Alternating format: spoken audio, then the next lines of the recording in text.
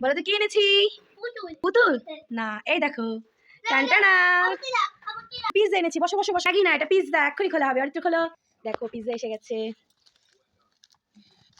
হ্যাঁ পিৎজাটা বের করো। সস পেয়েছো? আচ্ছা এবার আমি খুলছি। ইয়েস, খুশি তো? এটা হচ্ছে পনির পিৎজা, কারণ এখন আমরা চিকেন খেতে পারবো না, আমাদের নিরামিষ চলছে। দিয়ে নিচ্ছি, মশলাটা দিয়ে নিচ্ছি।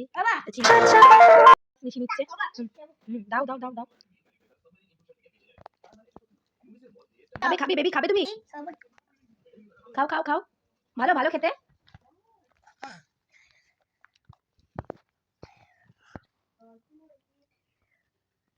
তো দেখো পিৎজার পিসগুলো।